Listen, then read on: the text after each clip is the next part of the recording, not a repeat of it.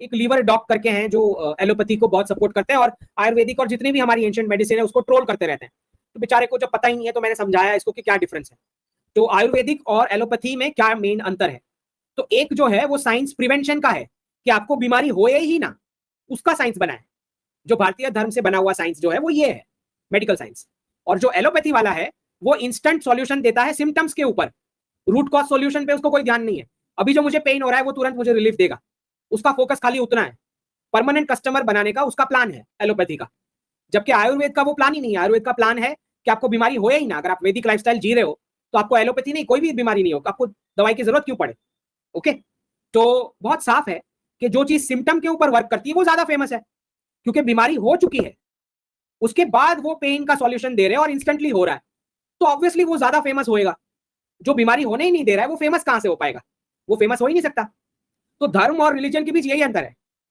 एक permanent customer बना के रखता है वो फेमस होता है, और दूसरा वाला परमानेंट सॉल्यूशन करके दे रहा है वो फेमस होगा ही नहीं, क्योंकि वो उतना नेचुरल है। तो ऑब्वियसली आपको आयुर्वेदिक, होम्योपैथी, ये सब जितनी भी ऑल्टरनेट है नेचुरल रेमेडीज, इनके साथ ये ऐसे लीवर डॉक वाले जैसे डॉक्टर्स को प्रॉब्लम होनी ही चाहिए, क्योंकि इनको पैसे बनाने के हैं। तो जितना कस्टमर बनेंगे उतना अच्छा है इनके लिए। ओके, तो एलोपैथी में परमानेंट कस्टमर बनाने का रिवाज है। मतलब आपको डायबिटीज है तो लाइफ टाइम आप टैबलेट लो और कंपनी को पैसे दो, राइट। 5-6 साल में ऑटोमेटिक ब्लड प्रेशर हो जाएगा, क्योंकि दोनों डायबिटीज और ब्लड प्रेशर वाली दोनों कंपनी ने ऊपर एमओयू कर लिया होगा। तो दवाई में दोनों ने कंपाउंड मिला दिए हैं कि 6-8 साल में आपको ऑटोमेटिक, एक डायबिटीज है तो ब्लड प्रेशर हो जाएगा, ब्लड प्रेशर है तो डायबिटीज हो जाएगा। वो उन्होंने ऊपर एमओयू कर लिए। ये एडम स्मिथ का कैपिटलिज्म है, जिसमें खाली प्रॉफिट से मतलब है। ओके, तो वो उनको तो परमानेंट कस्टमर बनाने का है, सॉल्व तो करने का नहीं है, राइट। तो लेकिन आयुर्वेद उसके लिए है ही नहीं। जबकि एलोपैथी में डाइट जो प्रिस्क्राइब की जाती है उसमें भी पैसे बनाने का काम करते हैं वो। अच्छा प्रोटीन रिच ले लो, अच्छा प्रोटीन पाउडर ले लो, अच्छा कॉकरोच वाला ले लो, ये ले लो, वो ले लो। ओ तुम्हारी हाइट बहुत कम है, वो व्हाइट वाले की देखो कितनी बड़ी अच्छी हाइट है, अच्छा आप तुम्हारे बच्चे को ये खाना खिलाना शुरू कर दो, पाउडर। तो एलोपैथी में इनका जो थॉट प्रोसेस है सिर्फ और सिर्फ प्रॉफिट। ओके, तो वो आपके खाने को गाली देंगे, आपके कल्चर को गाली देंगे, आपकी मिठाई जो है उसको गाली देंगे, क्योंकि उनको आपको कस्टमर बनाने का है, राइट। तो जबकि आयुर्वेद में खाना जो है वो खुद ही मेडिसिन है, is a part of medicine, उसमें से प्रॉफिट नहीं करने का है। बहुत बड़ा अंतर है। अच्छा, एलोपैथी जो है उसमें कभी भी डॉक्टर्स आपको बताएंगे नहीं, क्योंकि आर्टिफिशियल वुमन एम्पावरमेंट की बात करते रहेंगे, वो आपको बताएंगे ही नहीं कि कपल ने टाइम पे शादी करनी चाहिए और टाइम पे बच्चे करने चाहिए। वो ये चीज बताएंगे ही नहीं। वो जब बीमार हो जाएगा, जब बच्चे नहीं हो रहे हैं, तब कपल को बता रहे हैं कि अच्छा तुमने टाइम पे शादी की होती तो ये नहीं होता तुम्हारे साथ। क्यों नहीं बता रहे? क्योंकि अगर डिजीज प्रिवेंट हो गई उसका तो कस्टमर का लॉस हो गया, राइट। तो जब तक पेशेंट आता नहीं है तब तक तो वो बताते भी नहीं है। अच्छा कोई कोई बार तो पेशेंट आके पूछता है डॉक्टर मुझे हुआ क्या, तब भी नहीं बताते।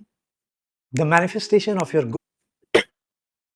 राइट, तो आयुर्वेद में तो ऐसा है ही नहीं। आयुर्वेद में साफ बोला है कि जन्म ऐसी जगह पे देना है, अगर हेल्थ प्रमोट करनी है पूरे राष्ट्र की। आयुर्वेद में साफ बोला है अगर पूरे राष्ट्र का हेल्थ अच्छा करना है तो बर्थ ऐसी जगह पे हो जहां पे स्ट्रॉन्ग मैन हो, in times of strong man, place of strong man, healthy strong young man जहां हो, राइट, वैसी जगह पे बर्थ होना चाहिए जहां क्लाइमेट अच्छा हो, हेल्दी सीड हो, हेल्दी यूटेरस हो, फूड नरिशिंग हो, फिजिक अच्छा हो, हेल्दी माइंड हो, नेचुरल डिस्पोजिशन हो, यूथ एक्शन और चीयरफुलनेस हो। ये सब हो तो ही जन्म देना है। ये आयुर्वेद बोल रहा है, साफ बता रहा है, राइट। हेल्दी माइंड और नेचुरल डिस्पोजिशन फॉर चीयरफुलनेस, मतलब साफ बता रहा है कि कोई भी प्रकार का स्ट्रेस होना ही नहीं चाहिए पैसे कमाने का या ऐसा कुछ, तभी जाके बर्थ देना है, राइट। मतलब फाइनेंशियल तो टेंशन आना ही नहीं चाहिए कपल को, उस टाइम पे बर्थ देना है, स्टार्टिंग में ही दे देना है, मतलब फैमिली साथ में होनी चाहिए, करेक्ट। तो बहुत ही साफ शब्दों में बोला गया है। तो ये है, वो नहीं बताएंगे आपको, बताएं क्यों, वरना आप कस्टमर कैसे बनोगे। तो सैफ अली खान की प्रॉपर्टी है 15,000 करोड़ की,